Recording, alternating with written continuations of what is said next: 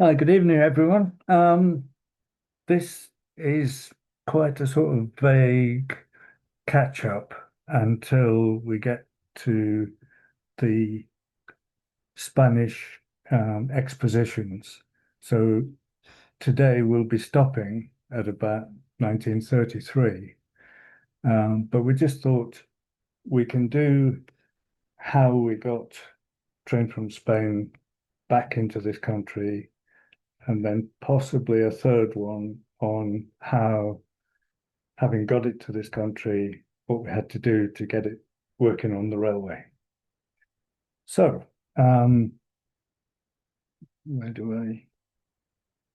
You want to go across? I Yeah, think we should be able to use the arrows on there. Let's try that. Or we maybe need to click. no, Or it's lost what it wants us to do. Hang on. Technical difficulties. Right, so it's showing. I don't need the preview if that helps. Yeah, If we do just it the. on one of the other ones. Um, the tech support isn't what it used to be, is it, Dave?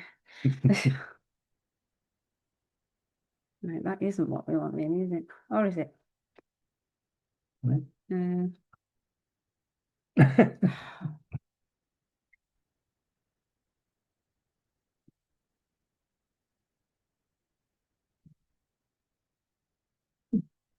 Not that one.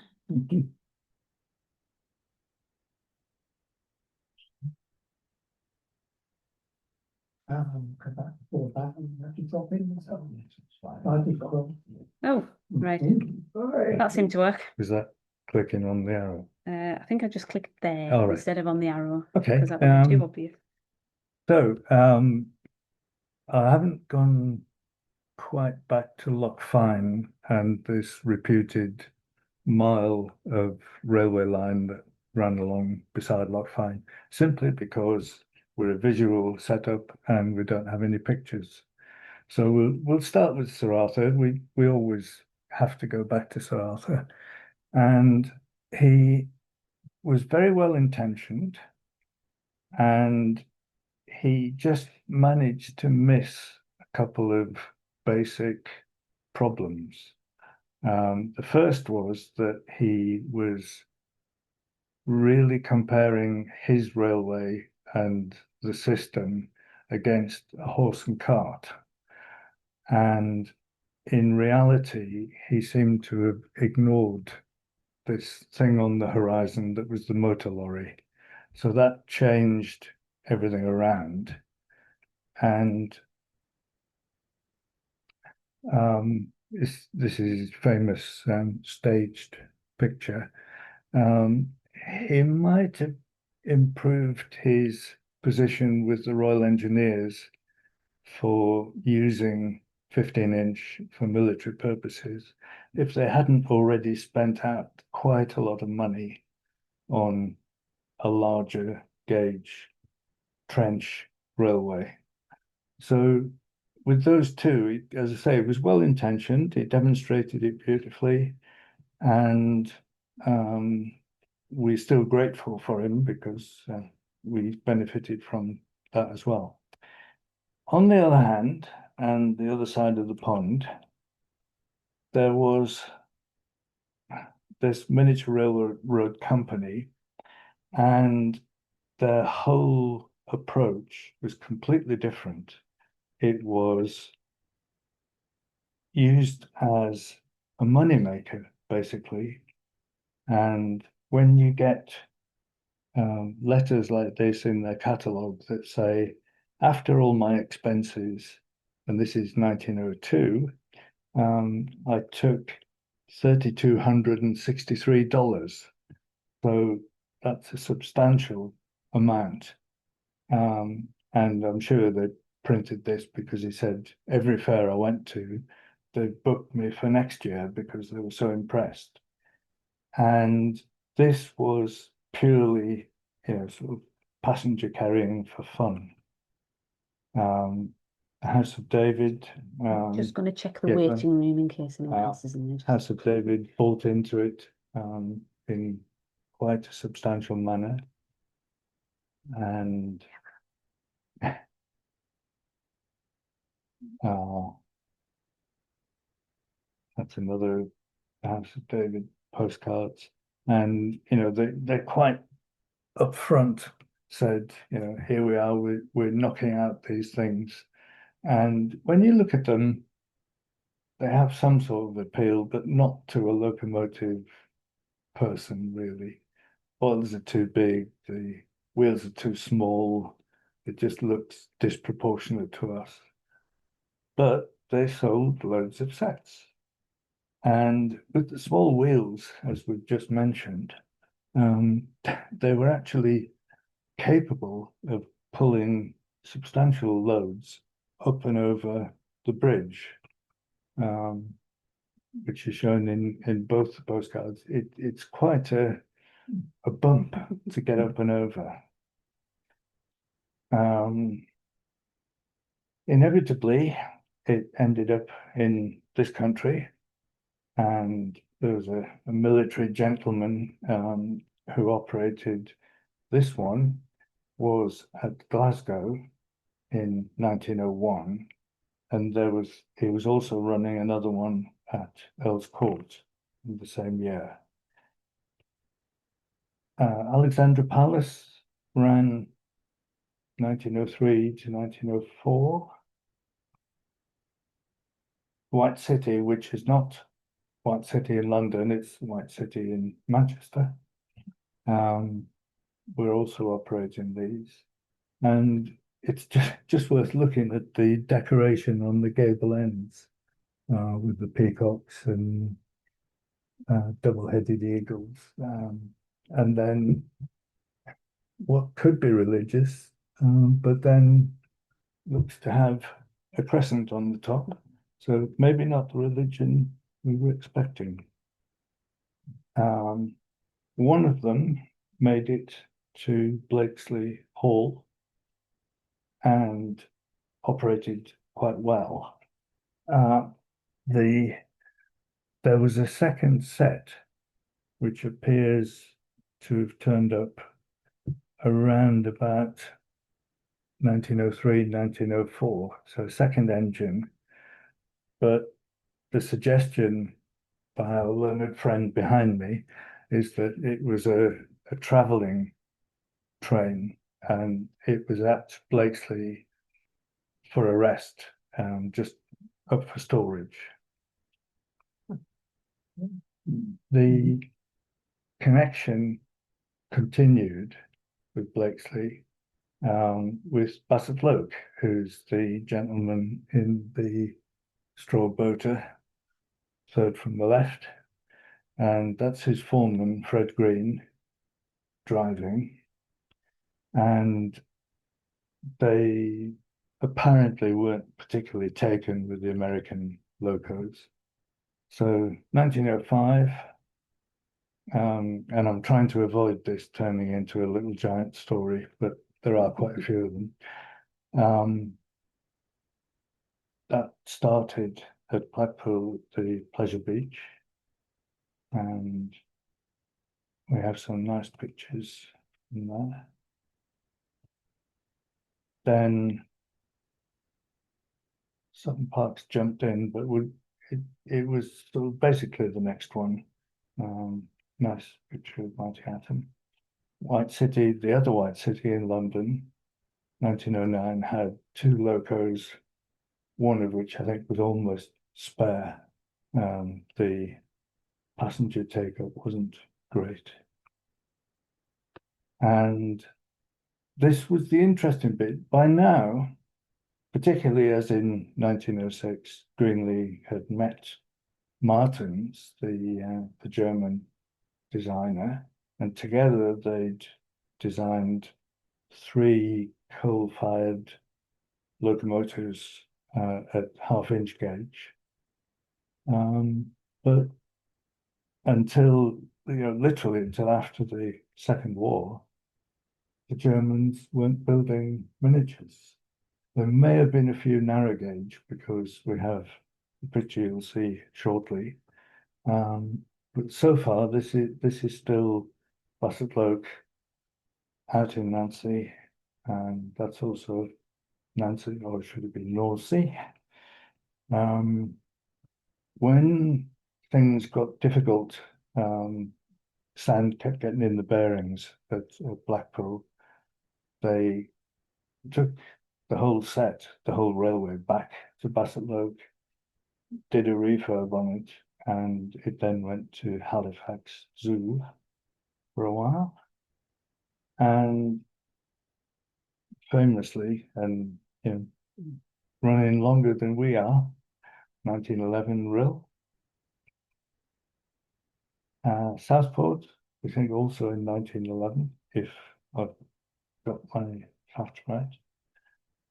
Roubaix in France.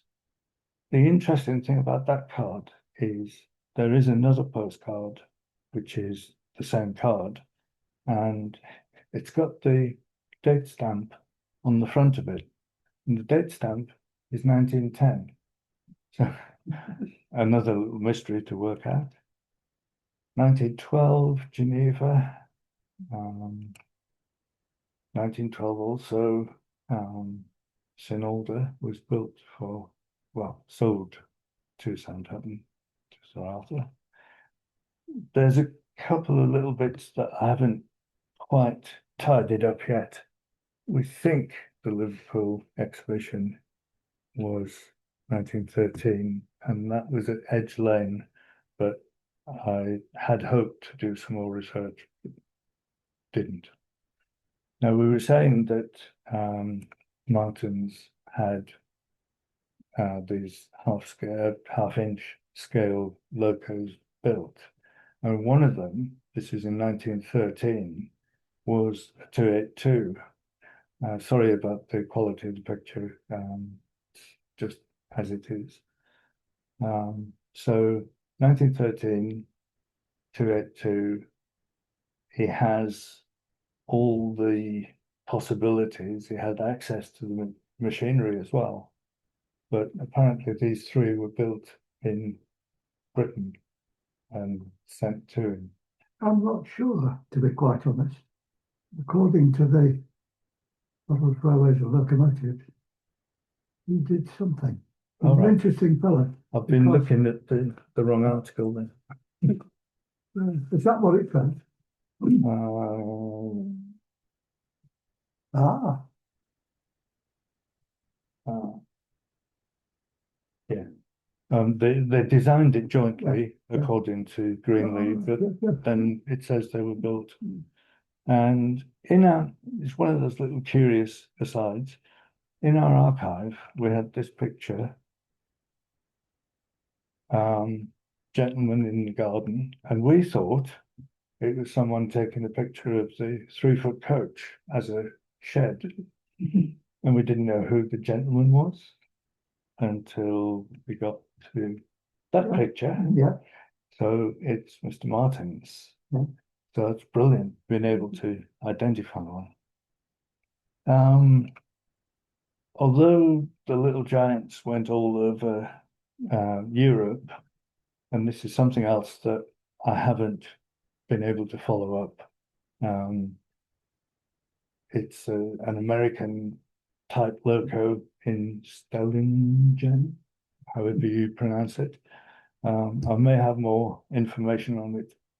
I only found the picture yesterday.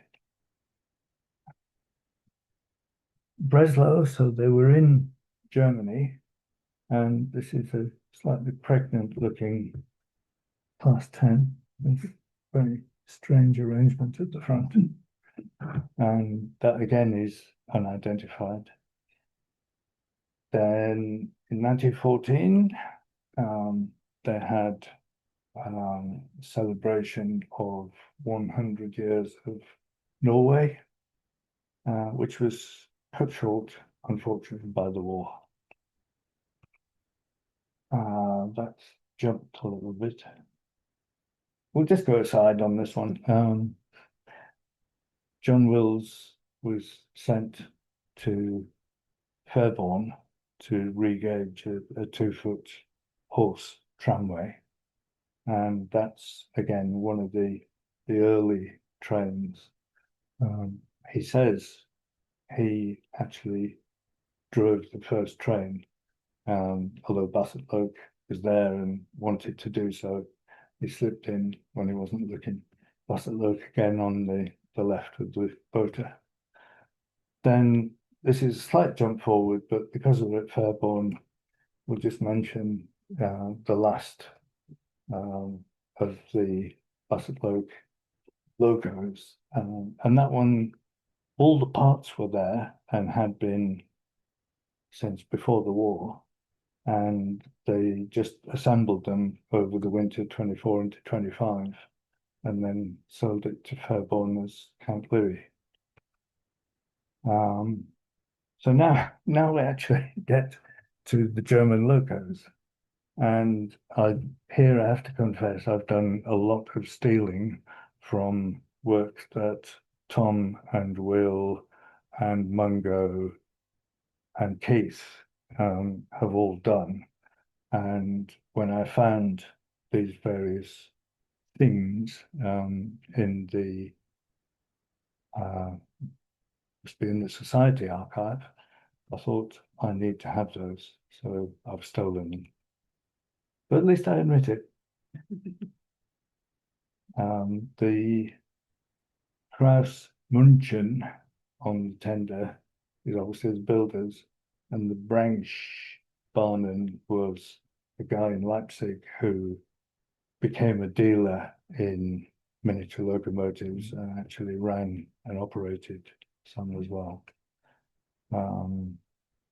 Nice to know we've got drawings. And that's a sort of similar thing to the Romney displays where you're showing off. That's actually jumped forward, that's 1951, but it's still such a nice picture. And they've even got some pictures of assembling. And it appears that it wasn't a separate setup because they did have a narrow gauge operation, but the loco to the left of it doesn't look narrow gauge.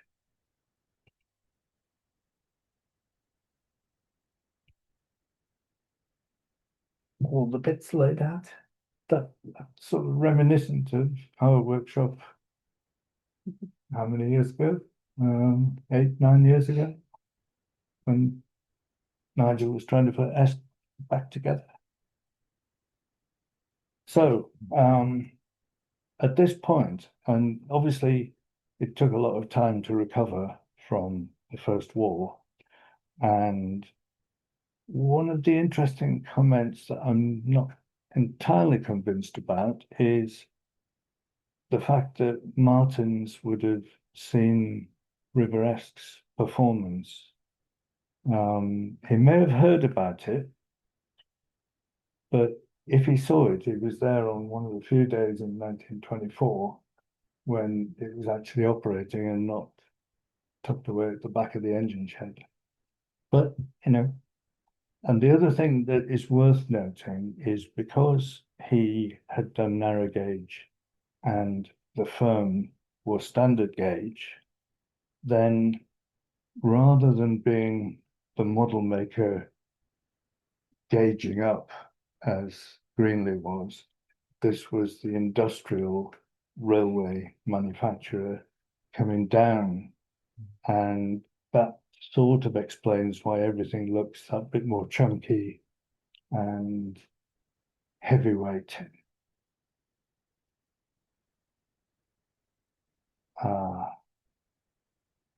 Having done Munich in 25,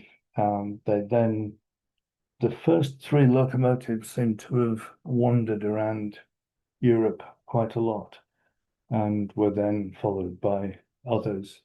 I think of the class, something like 12 out of 15 still exist, which is pretty impressive.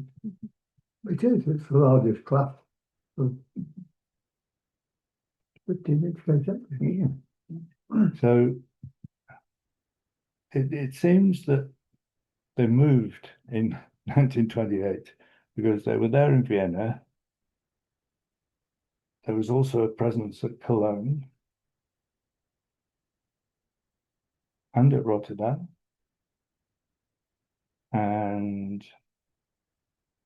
then it jumped forward to Dresden.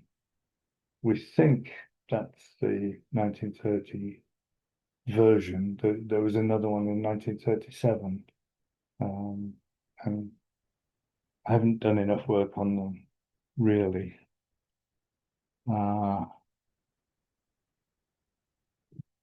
Then Dresden, 1930 to 31. And to prove they got around a lot. Antwerp, also in 1930, so those two have swapped slightly. And they had a tendency, because quite often the names were written on the tenders and things were recycled and reused. It's very difficult. You could call them all triggers brooms, if you like, but that doesn't really tell the whole story. The Then- interesting thing about Antwerp is that Bassett and Greenleaf went there, Yes. and there's a very revealing comment from Mr. Greenleaf that what they wanted to do in 1925 was a similar exhibition in Britain. Oh, the Wembley thing. Yeah. Yeah. And to me, it's the reason the Romney engines Had were a 6 month. supposedly going to be finished very, very quickly for something that they never took part in. Especially if they didn't have a railway to run it on. Exactly. Why were they You know, why racing? in the contract for the Romney engines would you put a 6-month deadline? Yeah. Until the fellow wrapped himself around a tree. No, too late. Oh, yeah. So Cork, we think We've got a little comment in the chat there, Dave, from Nigel.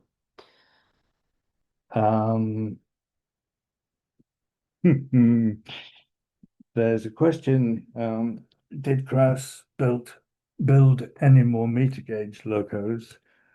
I would be inclined to think so, because Martins was actually described as the narrow gauge railway engineer for Krauss. So it's quite possible. And that's something that I've made a note of, and I'm going to follow up. I think the trouble was he lost his position in 1926. And he was on the dole. He didn't stay with them. He was in the revival that came after. But he had no further connection with these engines, if you like. Right. They were being built to the plan. Yeah. And they're all pretty much identical. Yeah, Andy Nash is saying there about it raising more questions than answers. Yeah. About Paul. Yeah. Yes. What we'll probably end up with is, rather than a definitive answer, there'll be a consensus. That's probably as close as we'll get. Because I know I keep rattling on about Greenlee losing interest in S very, very quickly. But that's another whole story. So there were one, certainly, and possibly two. All you Romney people have got some really good articles in the magazine by Peter Flaskamp. So in your magazine, if you look through the back issues, there's some really interesting articles. Right, we're almost at Spain. Beginning to wonder whether we're ever going to get there. Just loved that shot of showing off through the streets and the wonderful bus behind.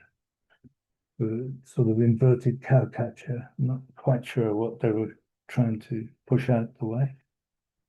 The hanging crowns on. No, I think that's quite a valid idea. Yeah, yeah. But on the phone, quite a few systems. Continental Europe had pram hanging things on the front, and then New Zealand did until the 1950s, I think, on one or two of the systems there. The buses. Yeah. It's an extra footnote to us.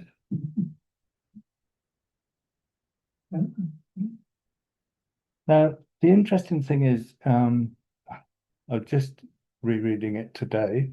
Lilliput Barnum describe the two engines working at Barcelona, and there's not a mention of Seville. And you'd have thought, for completeness, that it would be there. There's a peculiar politics thing, real politics thing behind the two exhibitions. Isn't there? I mean, it's this,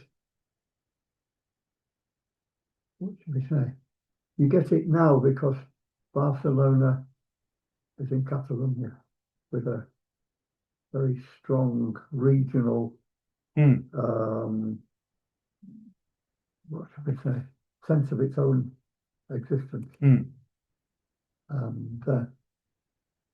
the rest of Spain, but I think that comes out.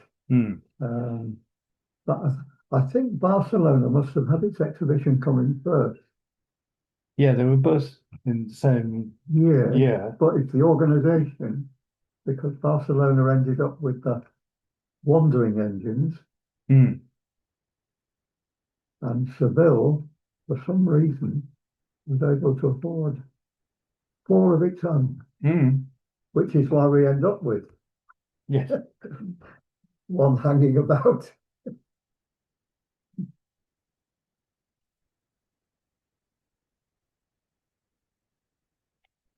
So sticking with Seville and not being partisan at all, it's again, I really must apologise and thank.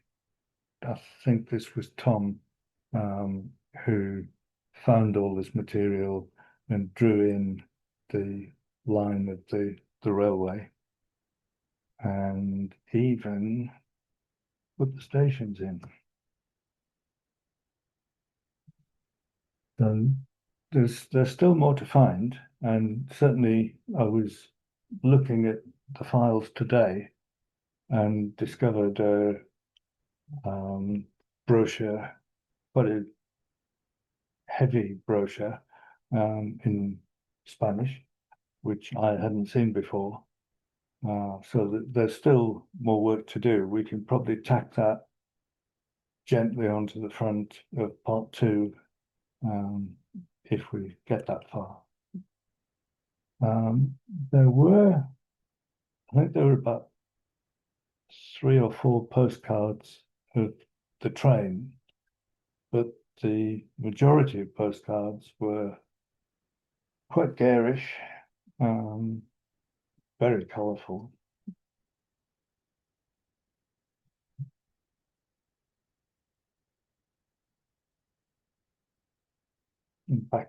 Back to the second one of the train, which I'd seen the previous one and this one, and until today I hadn't seen that one.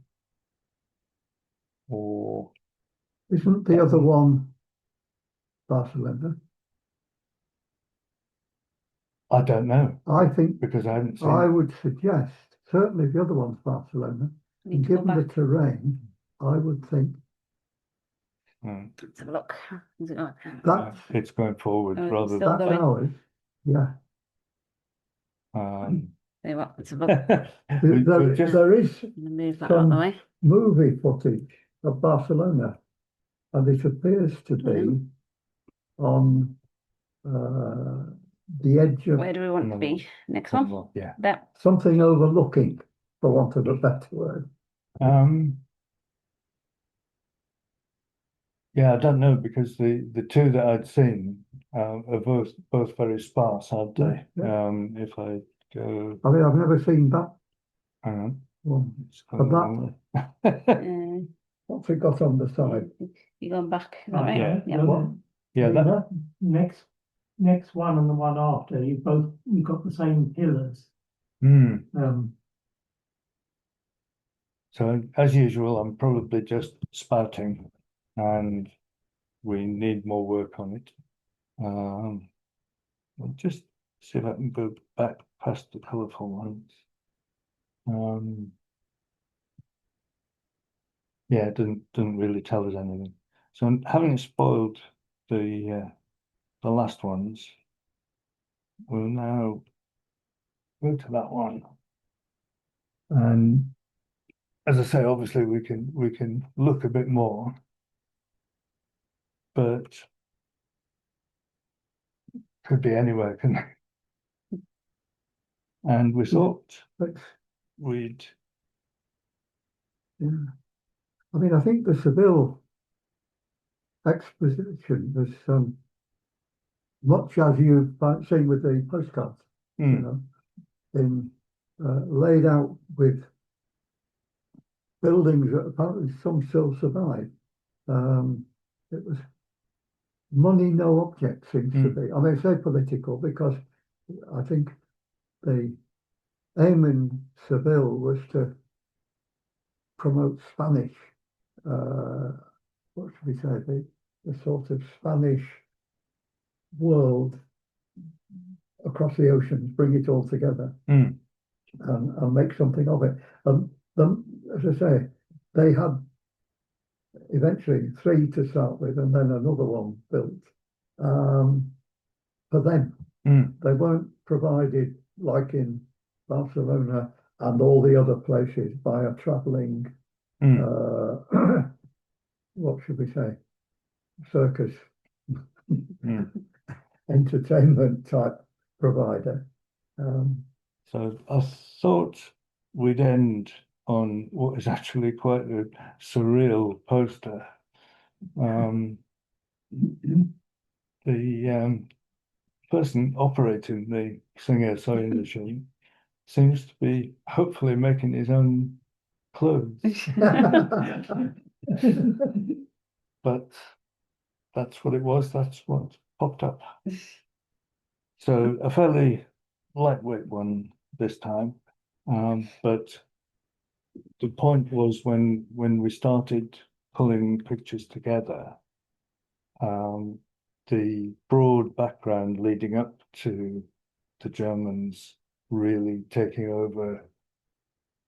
Be careful how I say this. I was going to say the Germans taking over Europe, but there weren't that many more British ones involved after They stayed out of it, didn't the war.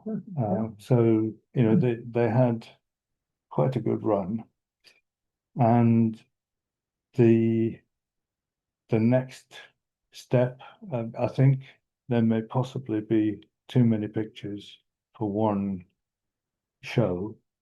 So we may split it into, from 1933, how did the train from Spain actually get to Britain, and then possibly a third one, because it's all the testing and everything. We have much more information on it. All we need is someone other than me, someone like Will, who can make that information interesting. So that's the thought at the moment.